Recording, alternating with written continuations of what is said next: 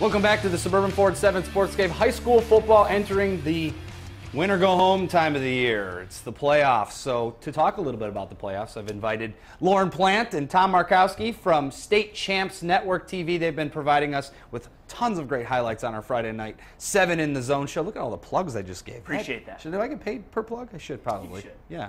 Anyways. That's nice. 5-4 was a number in my day.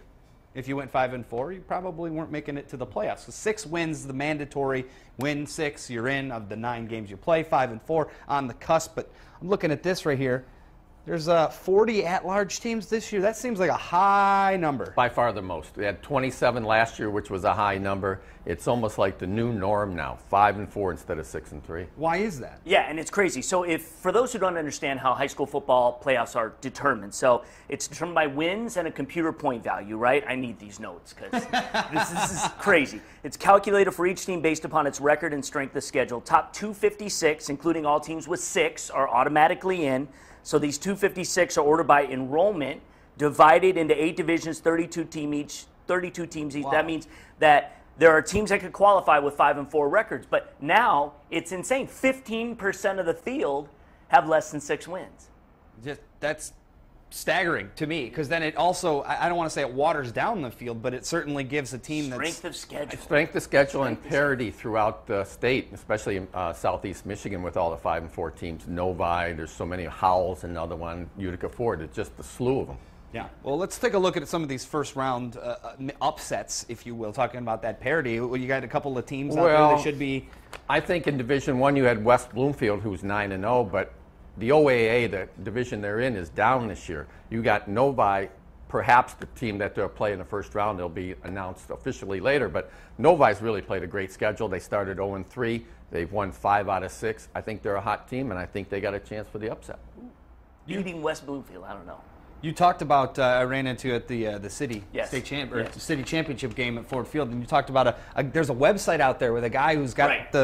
who knows it. It's coming out officially tonight, but Right. we have a really good idea. Yeah. So this is why I have notes, because this just came out a couple hours ago. This guy, Snooze to You, he was on our show earlier this morning, and he basically kind of breaks it down. Mapatology, he's the person behind the prognostications, and he lays it all out, lays out all 8 divisions, and so we had a chance to kind of get an idea, and he's about 95% right. Sure. I would say He's not 100%, not 100%, but he's really close. But with all these 5-4s, that's going to push teams, especially in Division I, it's going to push teams into lower divisions. So we kind of were waiting to see what some of the matchups would be, and we've got some now. And I think a couple that are really good. I think the best game in Division I, and we can both talk, Romeo versus Clarkston. You have Clarkston, the 2-time defending Division I champion, having to go to Romeo, 8-1. Clarkston's played great the last half of the season, started 1-2, won 6 straight since then. I like Clarkston in this game because they're a hot team. Yeah, Nolan Erickson is back there, running back. He was hurt earlier this year, but Romeo has beaten pretty much everybody. They just lost to Utica Eisenhower on Friday, but that's no shame game. And they beat Macomb, Dakota already this year, so it's going to be really good. I think because Clarkston has the app to make the big play, that big punch. That's why I think they'll get the win. Clarkston's been there before. The staff has been there before. Experience means a lot in the playoffs.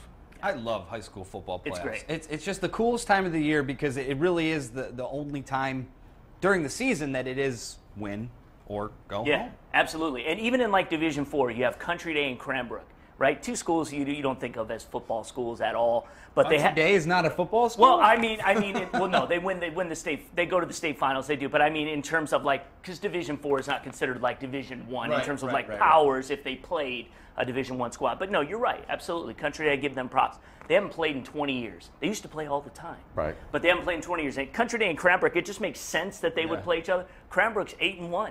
This is the best team they've had in a decade. Yep. And obviously Country Day is coming off a semifinal appearance last year. They lost. Right. It could and be you a have fun Joey game. D'Angelo coaching Cranbrook, who used to be the coach at Country Day. So there's going to be a could lot be a of fun emotion on that field that day. Absolutely. And what's this? You This brought is me a little Walled Lake gift? Western. They're in the cave. This is a gift from Mike Sadebski, the coach at Walled Lake Western, who, by the way, is 9-0, one of the favorites, I would say, in Division II. I have them going to the semifinals. Me too. Yep, and they, who knows? Because Division II is loaded. They're in the best division, really, in the state. Well, Coach, we'll hang this up. We appreciate it. We'll have 7 in the Zone the next couple of Fridays as we take you through. These guys, of course, are all over it, so make sure you check it out right after this show today, 11:30 a.m. State Champs Extra Points. All the highlights from around the area and some post-game sound and some player interviews, coaches interviews with Lorne and the gang. So make sure you check that out right here on Channel 7 right after the Suburban Ford 7 Sports Game. And don't go away. Coming up next, we're going to make our final predictions for the Lions today. That's all coming up next on the Suburban Ford 7 Sports Game.